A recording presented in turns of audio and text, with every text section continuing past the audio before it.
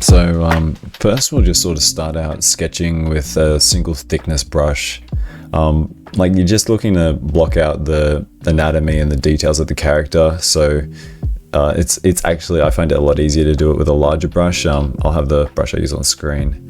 So here with the canvas resolution I'm using, which is 3000 by 3500, I find a brush size of 40 pixels works pretty well. And so now you'll see me starting to go through with a more detailed brush. I think I go down to about 20 pixels, so about half the size. I'm still using the same brush, of course, the one that's able to blend, because I find that it makes it a lot easier to get clean line work. You don't need to focus on like sharp edges and stuff. So breaking down to that finer brush, I'm just looking to thicken a very few parts of the image and add more detail sort of to the silhouette. So like in this case, I want to highlight the muzzle and the ears to make it pop a bit more against the rest of the line work and like the character design. And I also got to add some detail to the shirt there just to make it a bit more fun. Pretty much anything that's closer to the camera. And with hair specifically, I find leaving it on a larger brush, like a softer sketch, is nicer, because it means I can later draw attention to it using the shading instead. Because hair in real life is kind of soft, and it's more the detail of it that's the interesting part. I also find it good to use that thinner brush for details that aren't in the silhouette or like the big change. So like the bottom lip piercings and the eyes and eyelashes in this case.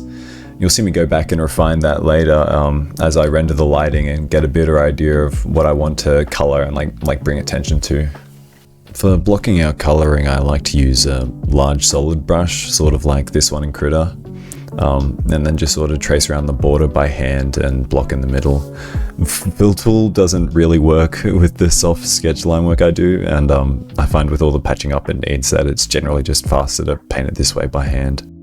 To keep my layer set up simple, I do a bit of I'd do the silhouette first and then alpha inherit the rest of the details onto it, which this makes adding big glowy gradients later on a lot easier, because it's just like a one-click job, and it doesn't overlay on the background or anything. It's just clipped to the character silhouette.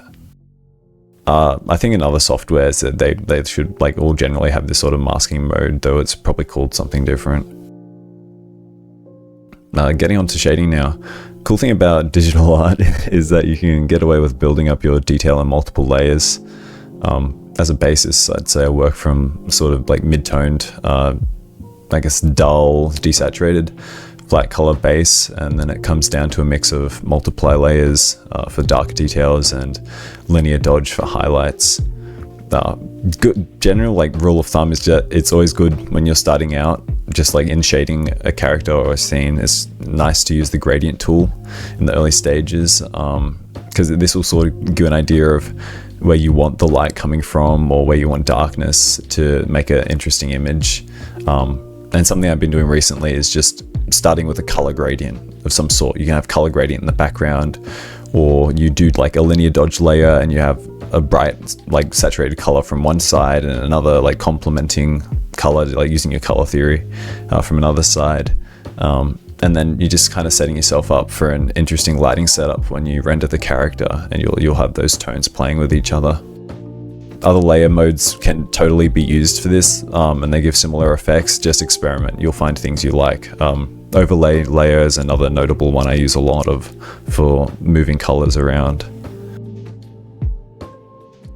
Interesting thing just with this lighting combo of the purple and green, I actually resorted back to adding those purple hair highlights just with a normal layer mode, because in that sort of situation I found linear dodge wasn't giving me the pop I wanted just from a single layer. I actually used this later on the collarbone fur tuff with the green on tan as well.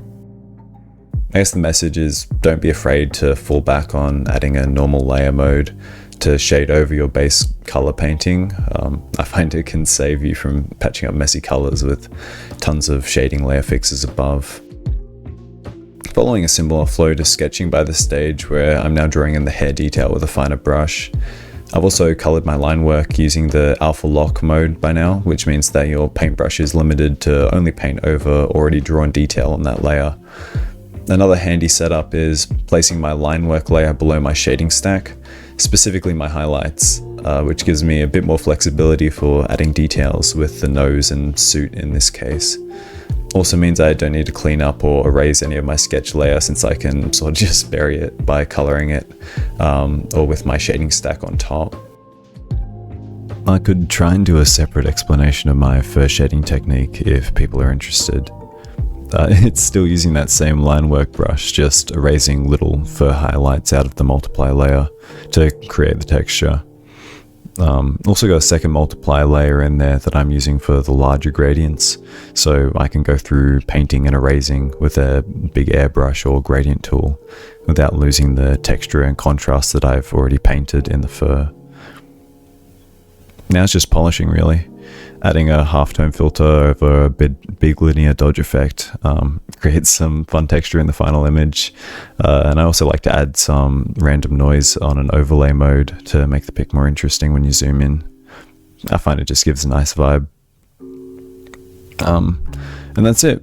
A bit over 3 hours painting time, which I streamed on my Picarto channel.